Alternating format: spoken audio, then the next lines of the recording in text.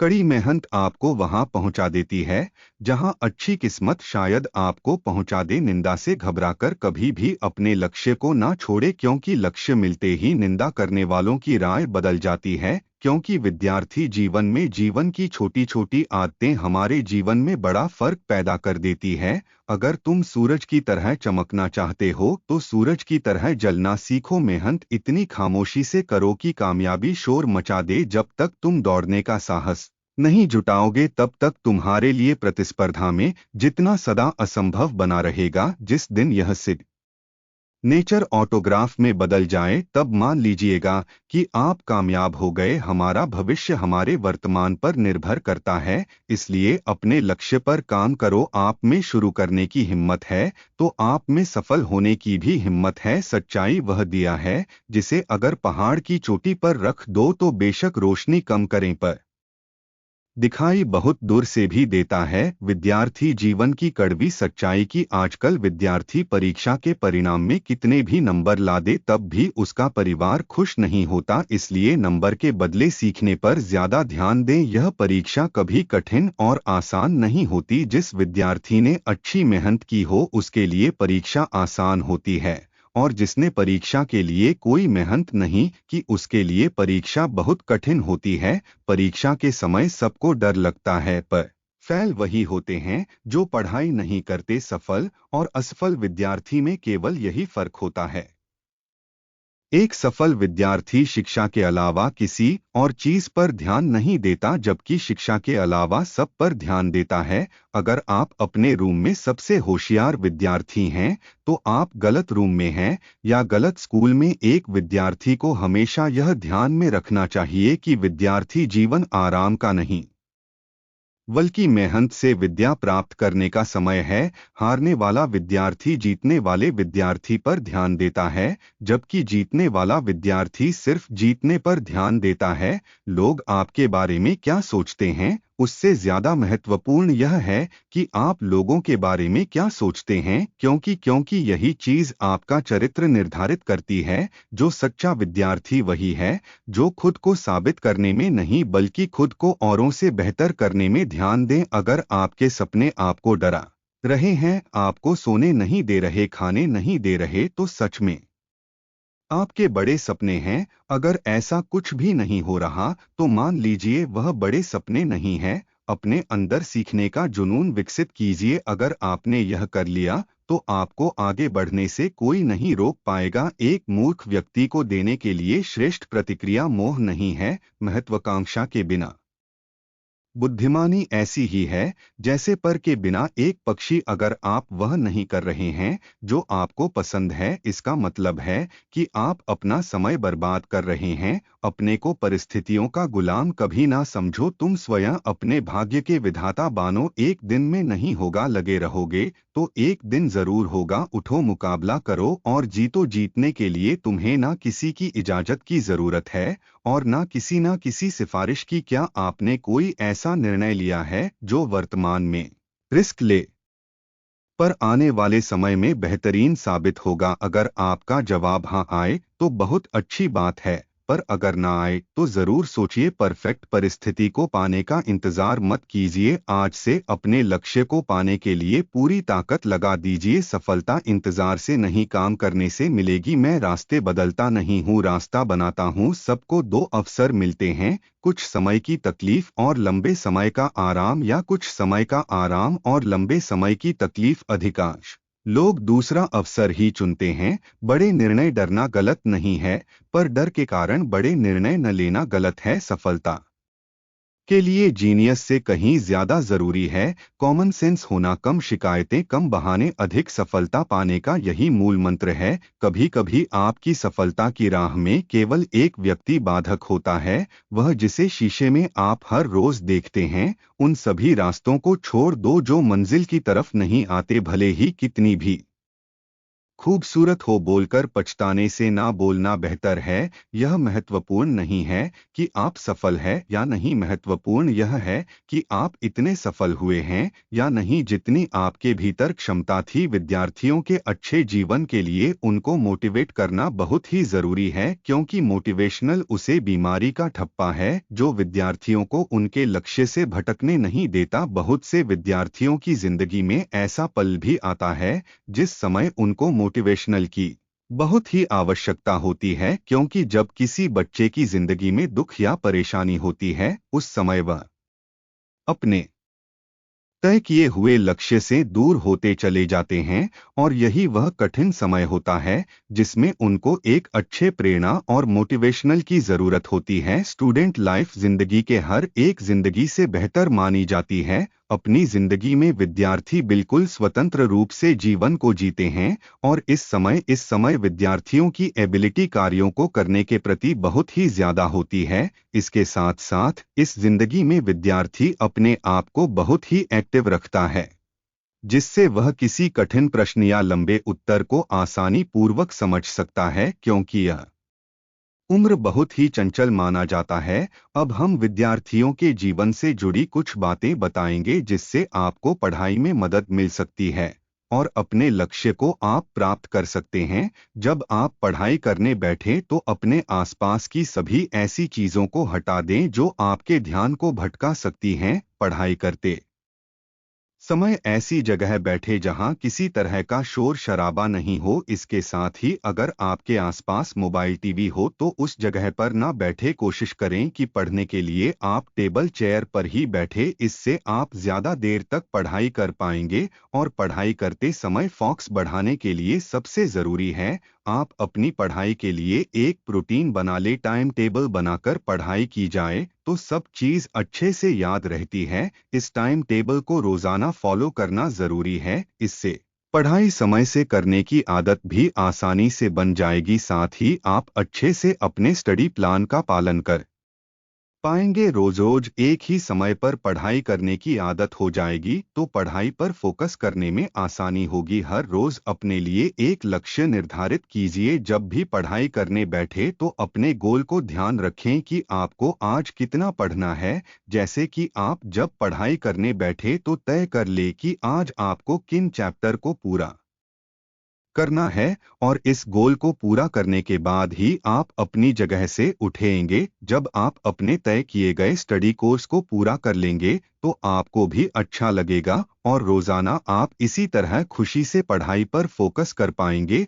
और साथ ही साथ पढ़ाई के बीच में ब्रेक जरूर ले, कभी भी एक साथ पूरा सिलेबस ना पढ़े। लगातार पढ़ाई करते रहने से आप लंबे समय तक कुछ भी याद नहीं रख पाएंगे। ऐसा करने से बचे। अगर आप चाहते हैं कि आपका पढ़ाई में और अच्छा फोकस हो तो इस दौरान बीच बीच में छोटे ब्रेक लेते रहना चाहिए। हालांकि इन ब्रेक में आपको टीवी या मोबाइल चलाने से दूर रहना चाहिए। कोशिश करें कि 30 से 45 मिनट की पढ़ाई करने के बाद आपको कम से कम 5 से 10 मिनट का ब्रेक जरूर लेना चाहिए। अक्सर आपने देखा होगा विद्यार्थी पूरा दिन उछल कूद करता रहता है, टीवी मोबाइल देखता रहता है, लेकिन जैसे ही उसको पढ़ने के लिए बैठाया जाता है उसे आलस या सुस्ती आने लगती है और वह पढ़ाई से कतराने लगता है। आपने सुना होगा जो समय के साथ चलता है वह पूरी दुनिया जीत सकता है। समय एक ऐसा चक्कर है जो रंग को राजा और राजा को रंक बना देता है।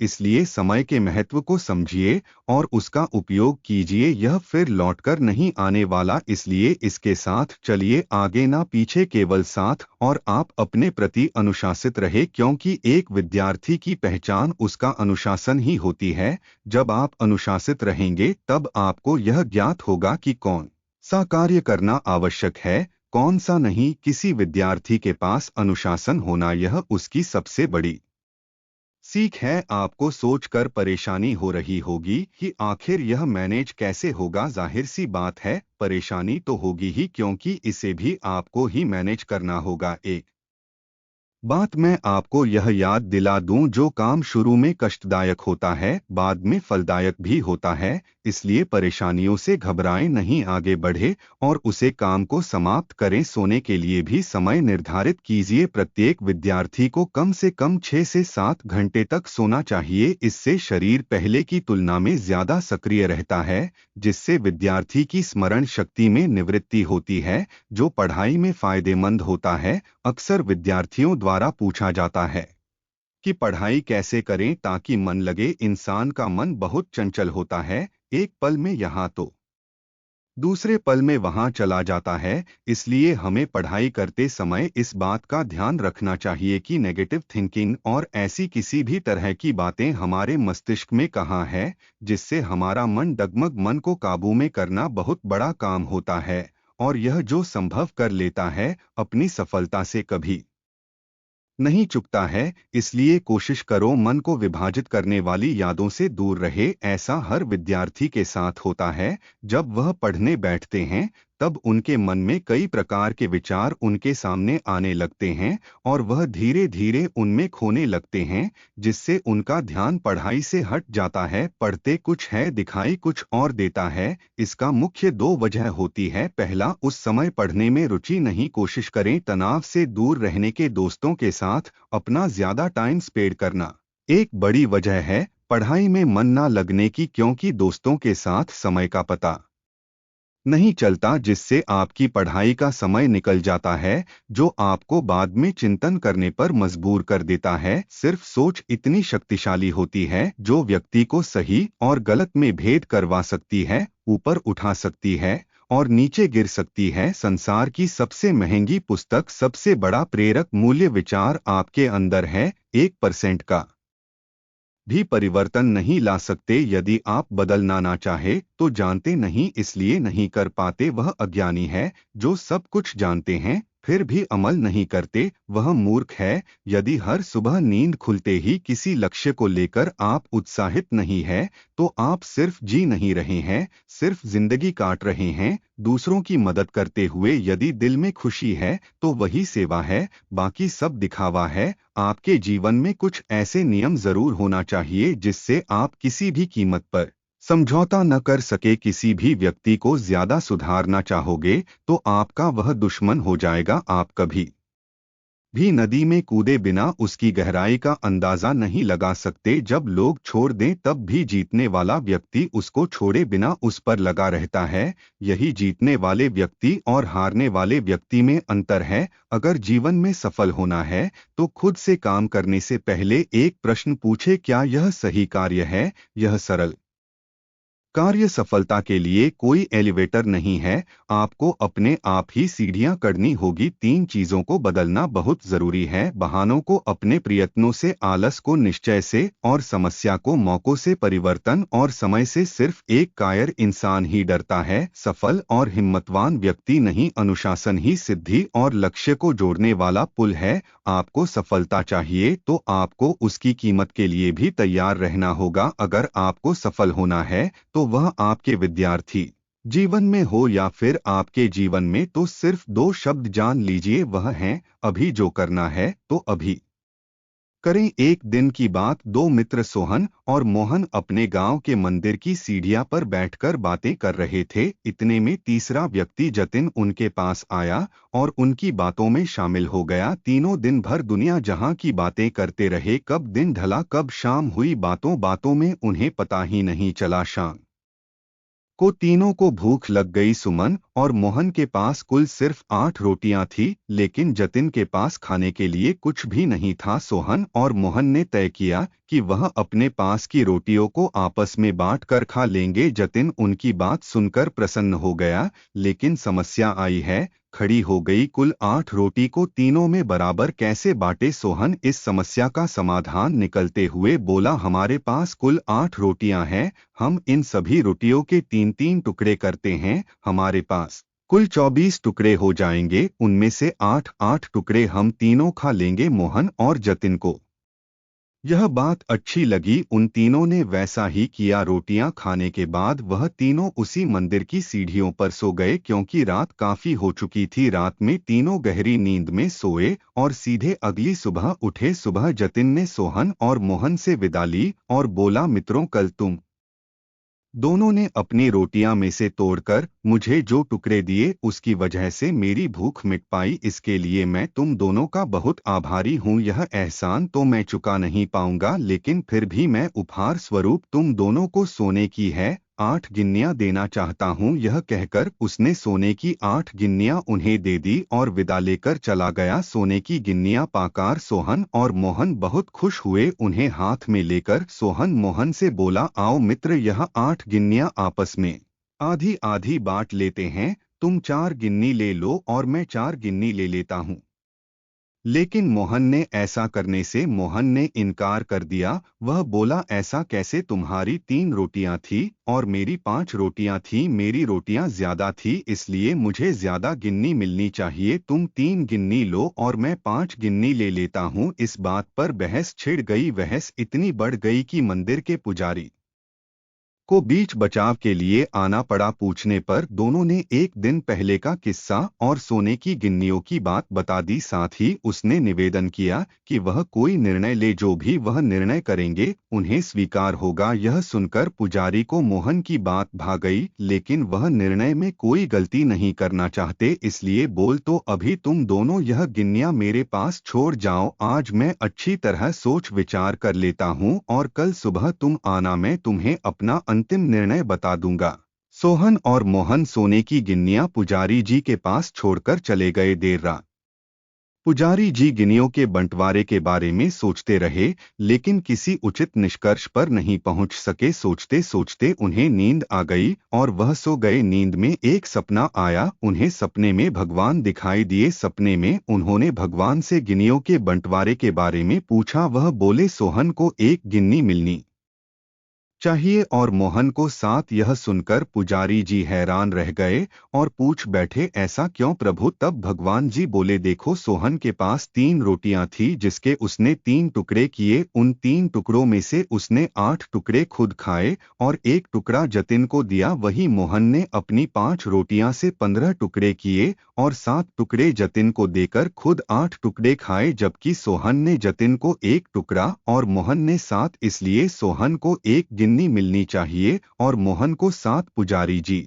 भगवान के इस निर्णय पर बहुत प्रसन्न हुए और उन्हें कोटि कोटि धन्यवाद देते हुए बोले, प्रभु, में ऐसे न्याय की बात कभी सोच भी नहीं सकता था। अगले दिन सोहन और मोहन जब मंदिर आकर पुजारी जी से मिले, तो पुजारी जी ने उन्हें अपने सपने के बारे में बताते हुए अंतिम निर्णय सुना दिया और सोने की गिन्नियां बांट दी। इस कहानी से हमें क्या सीख मिलती है? जीवन में हम कोई काम करते हैं या त्याग करते हैं तो अपेक्षा करते हैं कि भगवान हमें इसके बदले बहुत बड़ा फल दे, लेकिन जब ऐसा नहीं हो पाता तो भगवान से शिकायत करने लगते हैं। हमें लगता है कि इतना कुछ त्याग करने के बाद भी हमें प्राप्त बहुत ही कम हुआ, भगवान ने हमारे साथ अन्याय किया है। लेकिन सच में भगवान का न्याय हमारी सोच से ऊपर है। वह हमारे त्याग को नहीं बल्कि समस्त जीवन का आकलन कर निर्णय लेते हैं। इसलिए जो भी हमें मिला है उसमें संतुष्ट रहना चाहिए और भगवान से शिकायतें नहीं करनी चाहिए, क्योंकि भगवान का निर्णय सदा न्यायप्रद होता है।